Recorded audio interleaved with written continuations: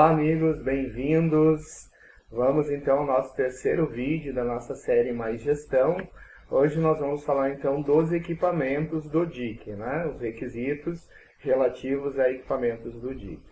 Então aqui tem algumas questões bem práticas e importantes que vocês têm que saber.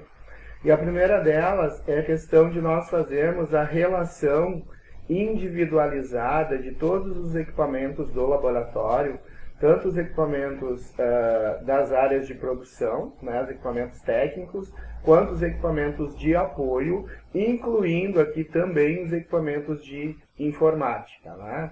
Lembrando que os equipamentos de produção, os equipamentos da área técnica, têm que ser equipamentos, né, regularizados junto à Anvisa, né, de acordo com a legislação. Então essa lista ela deve ter tanto os equipamentos do laboratório, quanto os equipamentos de terceiros, né, que estejam sendo confiados ao laboratório. Ou seja, se nós temos algum equipamento em commodity, esse equipamento também deve fazer parte da lista e deve ser identificado, então, na lista como um equipamento de terceiro, ok? Bom, esses equipamentos, então, eles devem ter uma identificação única, né?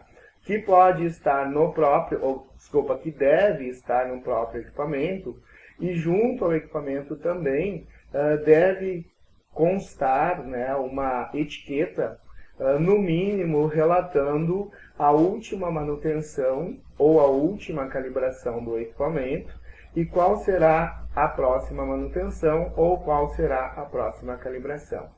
Então, naqueles equipamentos onde há espaço suficiente para que seja colocada essa etiqueta, é interessante que ela seja colocada no equipamento. Obviamente, tem alguns equipamentos de menor porte, né, que essa etiqueta ela não pode ser colocada diretamente no equipamento. Então, isso pode ser relatado na própria lista de controle dos equipamentos. Então, na lista em que você identificou os equipamentos, você também pode identificar qual foi a última manutenção, qual é a próxima manutenção e o responsável pela manutenção dos equipamentos.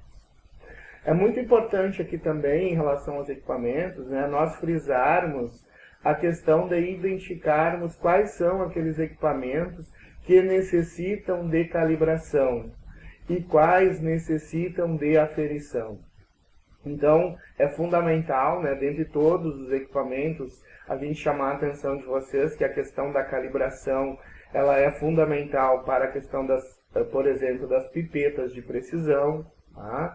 No mínimo ter um cronômetro calibrado, no mínimo ter um termômetro calibrado de cada tipo de termômetro que nós tivermos no laboratório, e termos também, no mínimo, uma centrífuga calibrada pela questão de rotação e tempo, que é aquela questão, então, da centrífuga que nós vamos utilizar para a centrifugação das urinas.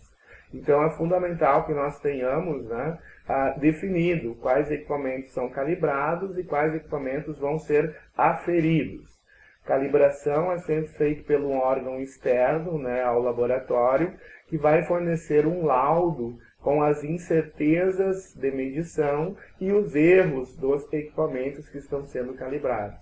Estas incertezas e estes erros devem ser considerados, né, quando nós vamos definir, então, o uso de cada equipamento.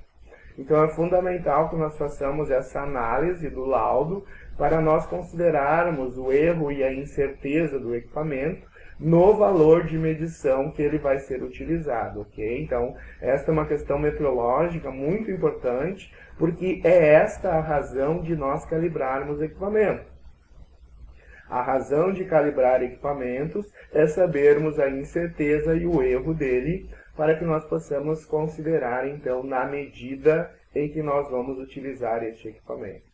Então, se vocês tiverem maiores dúvidas sobre a questão de metrologia em equipamentos de análises clínicas, a gente tem um curso disponível de metrologia que vocês podem sanar todas as dúvidas relacionadas à questão de calibração, de aferição, de metrologia, de cálculos, de incerteza, todos esses elementos, ok?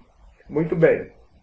Então, além de nós termos definido quais equipamentos são calibrados, quais equipamentos são aferidos, a gente precisa também ter procedimentos de manutenção desses equipamentos, manutenção e limpeza, que pode ser o próprio manual do equipamento, desde que este manual esteja, obviamente, né, em língua pátria, em língua portuguesa. Então, não necessariamente a gente precisa descrever um procedimento de manutenção e limpeza de cada equipamento. Se nós tivermos o manual do equipamento em língua portuguesa, este manual substitui a descrição deste procedimento, de forma, então, que eu possa utilizar ele como procedimento interno. Muito importante, né, que para a questão dos fornecedores de aferição, de calibração, de manutenção, eles devem, né, estar selecionados e avaliados dentro do processo de fornecedores, né? Eles são fornecedores, então, de serviços e devem passar pelo processo de seleção, qualificação e avaliação.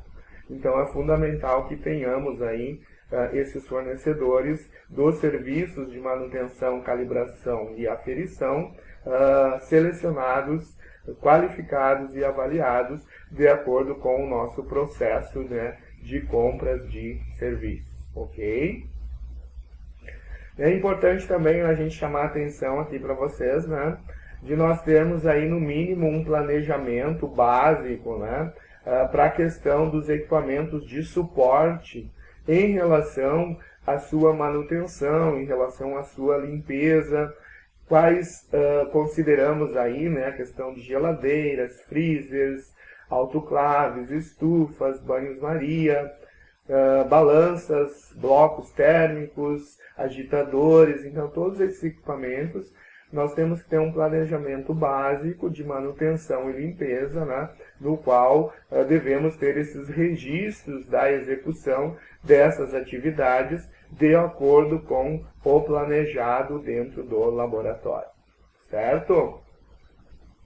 Também é importante a gente falar aqui na questão da informática, né, principalmente a questão de nós termos aí um termo de confidencialidade, né, com os nossos colaboradores em questão das informações que eles têm acesso, informações de clientes que são confidenciais, né, tanto as questões de cadastro quanto as questões dos próprios exames.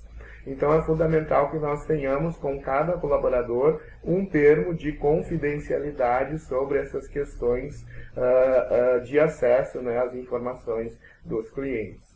Também é fundamental que tenhamos um backup, né, um backup das informações que estão nos sistemas de informática, e a questão de nós termos também a licença, né, dos softwares que nós operacionalizamos as informações. Então aqui tanto softwares de gestão como aqueles da recepção, né, onde a gente faz o cadastro, quanto algum software que a gente use, por exemplo, na área de produção. Então, fazendo um resumo básico para vocês, os pontos que são fundamentais em relação aos equipamentos são estes, né? Obviamente, se vocês quiserem ter maior detalhamento, né, quiserem saber muito mais a fundo de como fazer na prática o atendimento dos requisitos dos equipamentos do DIC, já sabem que a gente tem disponível, né, o nosso curso de implementação do DIC, que vocês podem ter acesso através do nosso site, né, www.eadlacbrasil.com.br. Então, o que eu queria falar para vocês nessa nossa videoaula 3, né, nesse nosso vídeo 3 da nossa série Mais Gestão, sobre os equipamentos em relação ao DIC, era isso. Fico à disposição de vocês para qualquer necessidade que vocês tenham, né? Por favor, deixe comentários aqui abaixo, né, do nosso vídeo aqui no canal do YouTube, que com certeza nós responderemos para vocês com a maior brevidade possível. Então, grande abraço a todos, nos vemos na próxima semana, então, com mais um vídeo da série Mais Gestão, onde nós vamos estar, então, falando para vocês sobre a questão dos reagentes, como atender a este requisito, né, para atender os requisitos do DIC. Grande abraço a todos e até a próxima semana falando de reagentes na nossa série Mais Gestão.